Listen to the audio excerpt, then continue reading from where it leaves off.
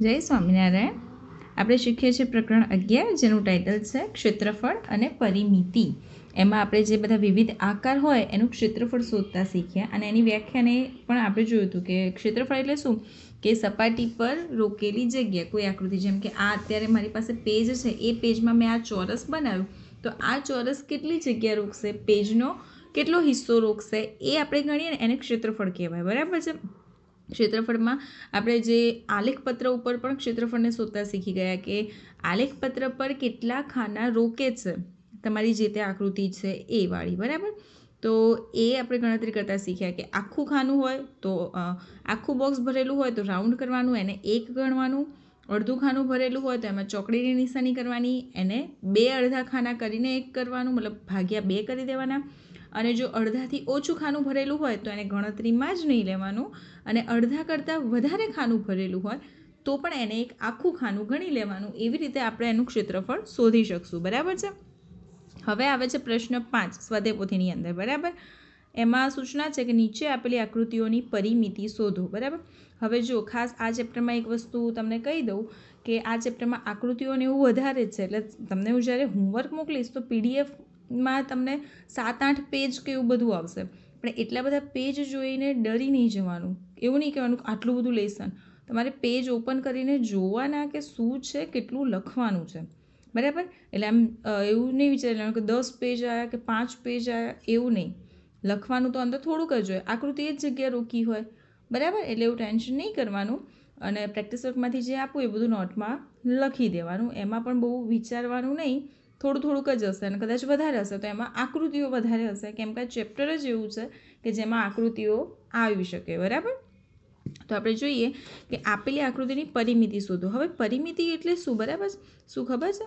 પરિમિતિ એટલે શું કે આ મેં જે કીધું કે આ ચોરસ કેટલી જગ્યા રોકે છે, પરિમિતિ એટલે ચોરસનો બહારનો હિસ્સો, એની બોર્ડર. બરાબર, અને આ તમને ક્યારે કામમાં લાગે ખબર છે? કે તમે જ્યારે મોટા થશો ને ત્યારે ગણતરી કરવાની આવે ને ત્યારે પરિમિતિની બહુ જ જરૂર પડે. કેવી રીતે? તો જેમ કે ધારો કે મમ્મીની સાડી છે, બરાબર, એ સાડીમાં એને લેસ લગાવી છે, તો લેસ હંમેશા સાડીની બોર્ડર પર જ હોય.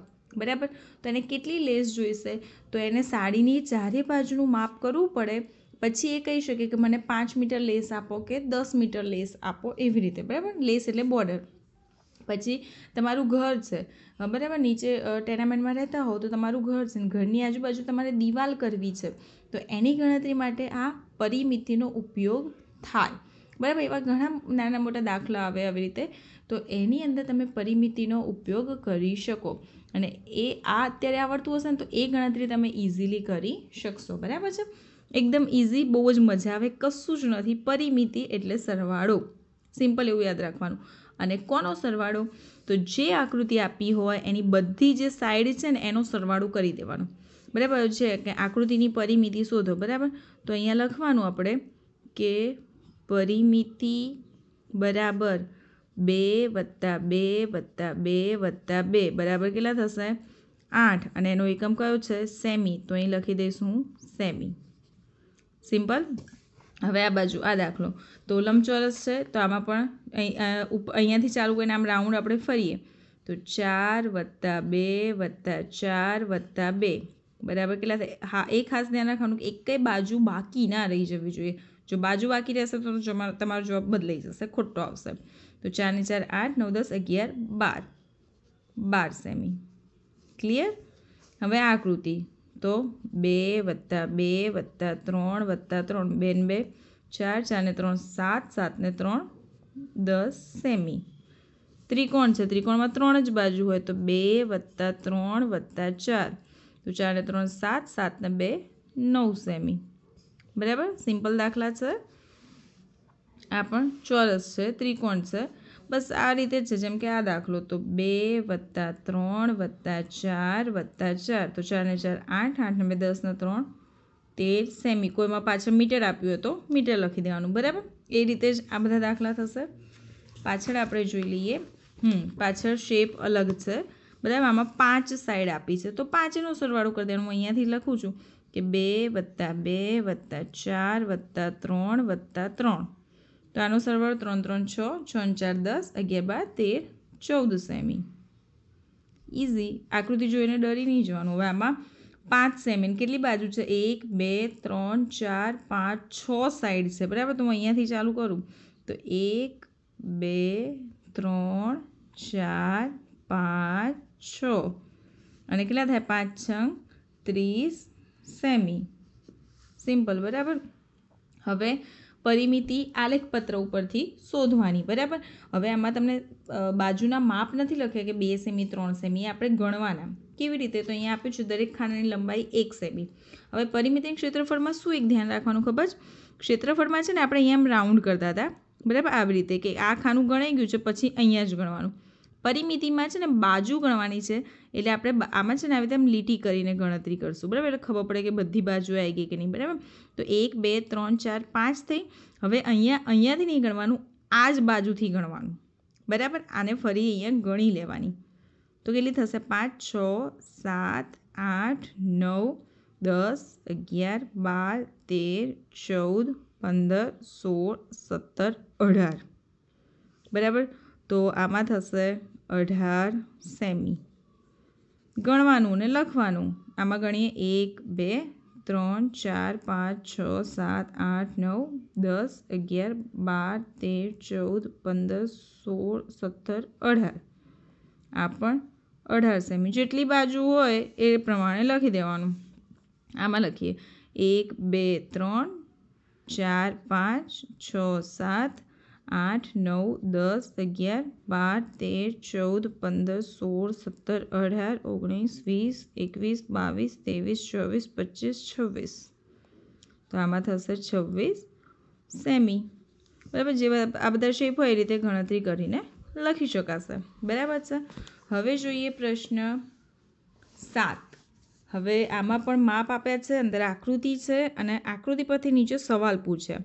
તો પહેલો સવાલ છે કે એની પરિમિતિ કેટલી થાય? તો અહીંયા આપણે ગણીએ કે 1 2 3 4 5 6 7 8 9 10 11 12 13 14 15 16 17 18, બરાબર. તો હું અહીંયા લખીશ 18 સેમી, બરાબર. આ બધા જે નંબર છે હું અહીંયા નંબર ફરીથી આપી દઉં છું એટલે ખબર પડે લખવાની.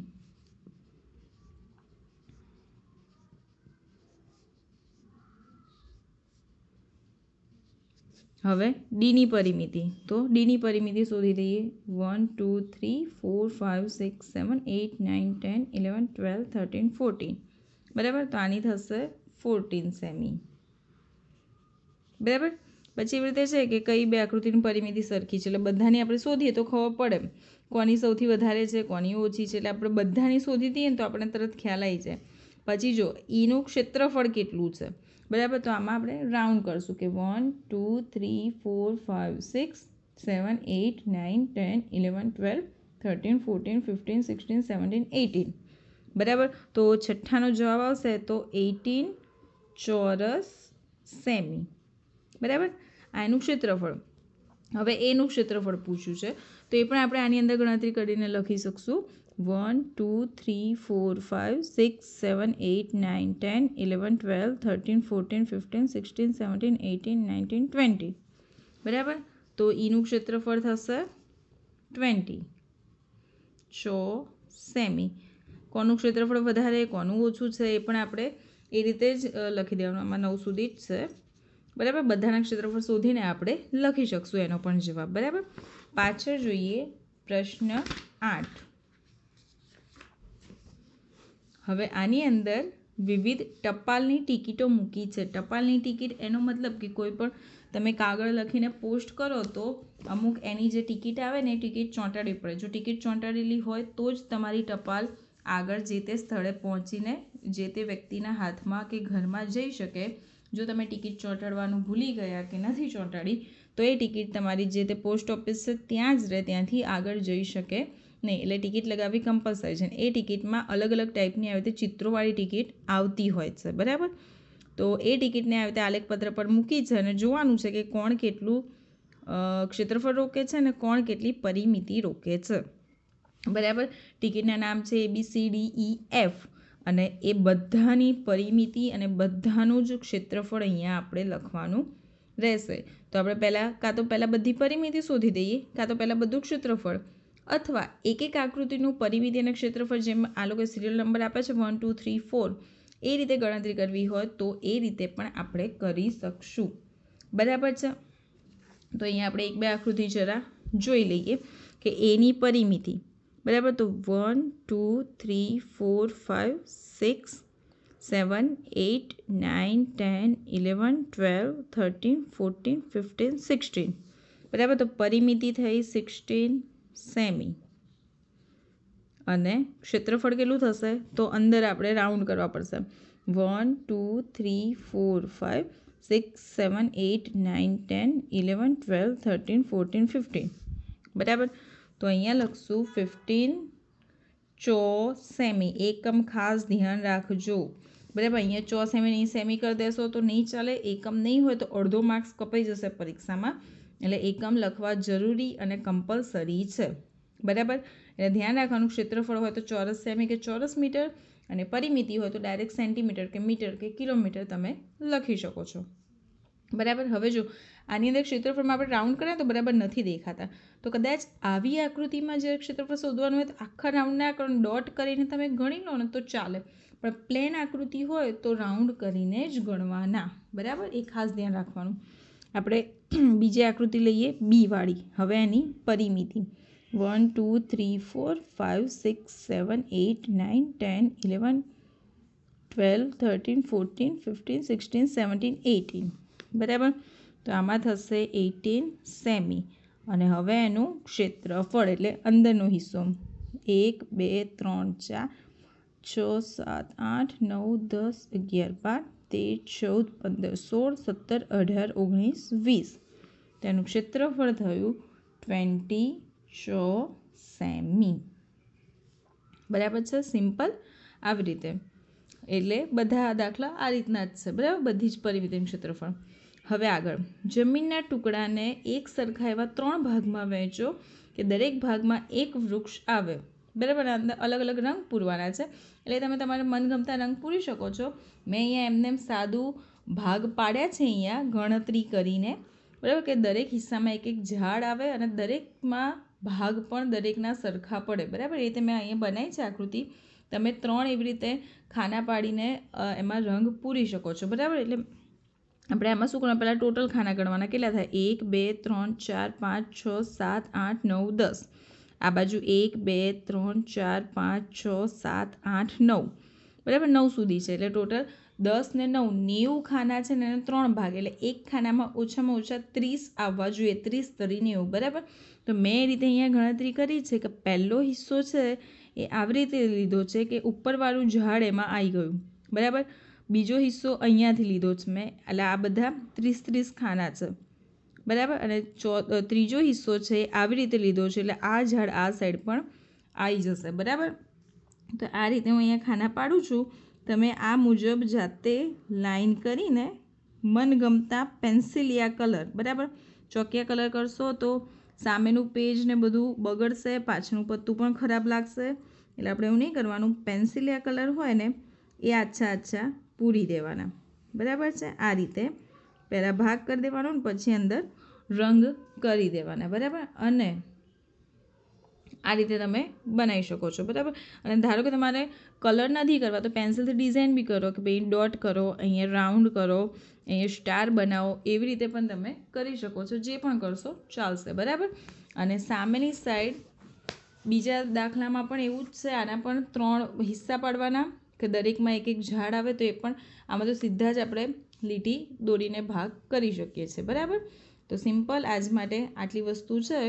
તો તમને હોમવર્ક માટે ફોટા મોકલીશું. જે વસ્તુ નોટમાં લખવાની હશે એમાં ઉપર સૂચના હશે નોટમાં લખું. બાકીનું બધું સ્વાધ્યાય પોથીની અંદર પૂરવાનું. બરાબર છે. અને હવેનો પ્રશ્ન છે આપણે નેક્સ્ટ વિડીયોમાં જોઈ લઈશું. જય સ્વામિનારાયણ.